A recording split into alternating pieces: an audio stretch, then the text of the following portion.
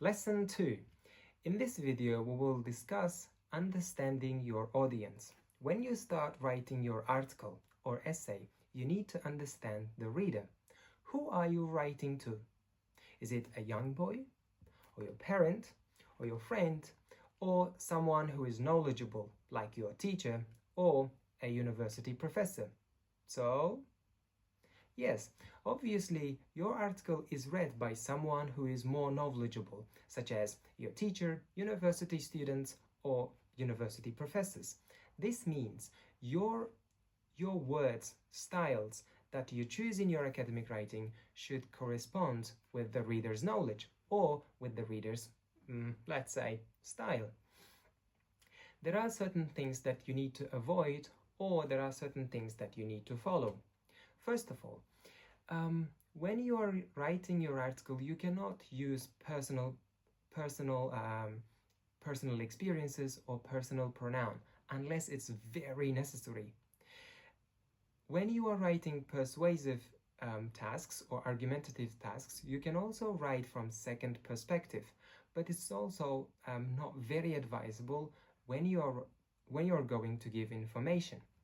Articles in nature are mainly informative, where you provide information for the reader. That's why third perspective is more advisable. Let me give you examples from life. Let's say I am a student and I'm describing my life. Well, my university life was very difficult. I had lots of challenges. I had some fails from exams, so it was very depressing. I also had problems with my friends because I'm kind of introverted.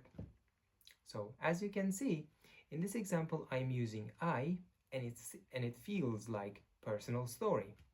Now let's change this one into second perspective. Well, if you're stressed with your university lifestyle because you failed from exams, don't worry, you may be introverted and find it difficult to find friends too.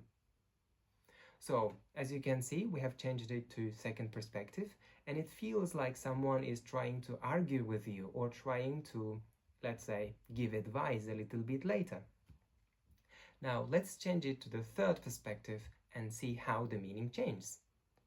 Well, university life can be difficult and challenging. Some students may fail their universities, that's why they feel stressed.